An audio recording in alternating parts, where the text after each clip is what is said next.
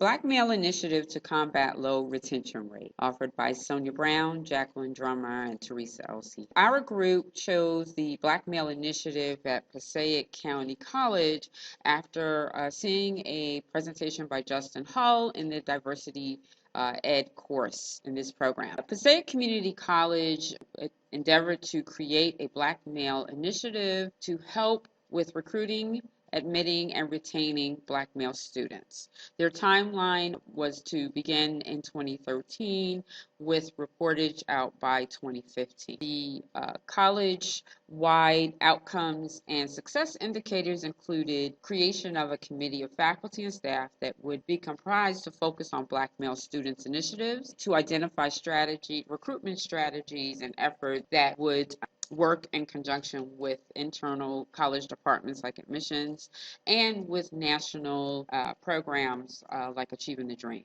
They allocated $5,000 for program initiatives and are hoping to have results as of 2016. There are many significant barriers that researchers have uncovered that inhibit Black American male students disproportionately from entering college and experience academic success. I will discuss three pertinent areas that impact the Black American male success in higher ed: social, cultural, and economic. One of the most common social barriers is that community colleges and universities have been very neglectful in their recruitment and retention efforts of the Black American male. This is due in part to the general view of society that Black American males are not a value commodity.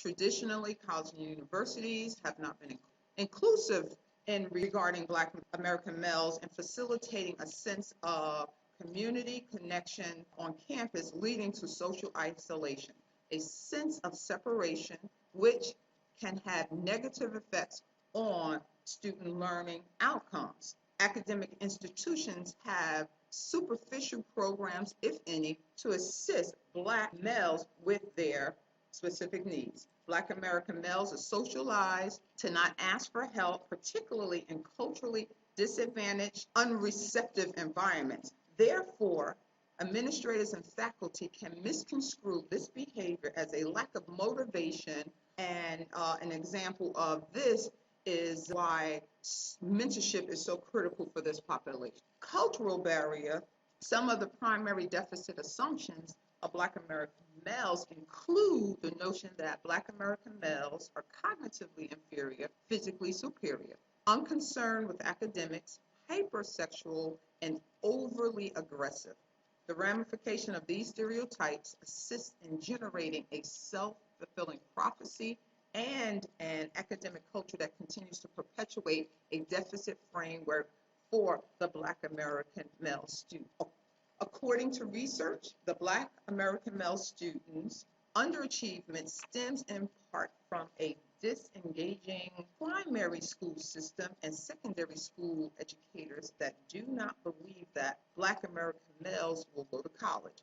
This is an example of the societal ills that Black American males have to deal with on a daily basis. Once at college, they may find a disengaging post-secondary academic environment, leading to negative experiences in the classroom. For example, faculty attitudes that they do not belong or are incapable of succeeding damages the Black male self-confidence, supporting the fear factor theory. Economic disadvantages are a major problem. Research shows that income is strongly correlated with academics, college enrollment and retention, and scholarship. Traditionally, the Black American male student is from a low socioeconomic environment with low social and cultural capital. Therefore, the lack of financial resources and support can affect their self-concept and persistent and academic outcomes, leading a consideration of giving up on their college dream. The lack of financial stability is consistently looming over the Black American male student, which can be the deciding factor to either leaving or continuing college. This is why it's critical that resources are made available for this population. Creating programming for this population, though, does come with challenges. Many colleges, both 2 year and 4 year, have not been effective in their recruitment and retention efforts of African American male. And there are three missteps that have been identified, among others, that might be a cause. The first is hidden data. Second, a one size fits all approach. And third, social versus academic programming. We will discuss these three. With respect to a one size fits all approach, differentiating African American male students from Black students in general to individualized intervention. Second, evidence has shown that Black males from African nations and the Caribbean psychologically deal with racism differently than African American males here in the States. But there tends to be a desire to group them all into one pot and treat them as if they have similar needs. Second, hidden data. Many colleges refrain from even publicizing their data on African American males for fear of embarrassment and rejection from male students of color. I found this to be key pertinence when I was doing research for this project, and I could not find any information about the Black Male Initiative at Passaic County College on their website. I thought this was telling and would certainly not encourage an African American male to enroll at the school. Statistics are showing that the number of African American males enrolling in college is dwindling and is currently holding at 37%, as compared with 42% for African American women and 44.5% for white males. Black male college completion rates are lowest among both sexes and all racial and ethnic groups in U.S. higher education. This is data that should be shared and must be looked at seriously if we are to have successful programs. One final challenge is the kinds of programmings that BMI or Black Male Initiative programs tend to create. They tend to focus more on social development and less on learning development and academic achievement. They tend to lack any integration between student development theories in lectures and African American male learning styles. Most of the programming is geared towards correcting perceived misbehavior in Black males.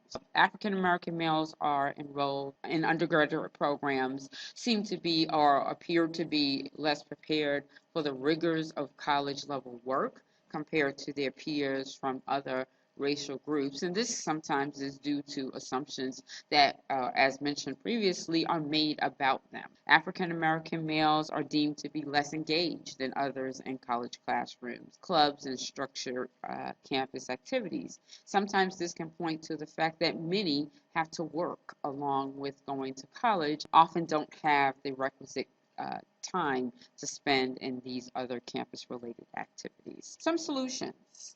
African American male initiatives have shown to increase retention through institutional efforts through the following principles: a commitment to the program. Institutions must be committed to these students and see that their welfare is important to their institutions in and of themselves. They must be willing to support staff, faculty, and administrators who wish to work with this population of students, and they must feel obligated to provide resources to the programs, the Black Male Initiative programs, as they exist. There are several exemplary programs that Passaic County, for example, could look at for ways to improve recruitment and retention of the Black male. These initiatives are known for their success rates and they are open to developing collaborative relationships. The Mayor program is one, the Bridge program, and Project Beam, among others, are available developmental model in any community college or any four-year institution. The features of those programs that have been used and have realized success include mentoring, as was previously discussed, tiered students with academic and professional mentoring programs. This will help to discard this stereotype of their cultural identity. Providing orientations to students and their families is important. Thus, there's a sense of comfort among the group and that the institution do care about them and their learning development. Student and faculty mutually selecting each other has partnership. This gives students a sense of independence in selecting a mentor so that they can feel comfortable in the relationship between faculty and student. Among the others, as you can see on your screen, identify and support students who consider leaving the institutions and asking questions as to why. These features are very important and they have evidence that they do work. We're happy that you want to take part, listen to our project, and these are references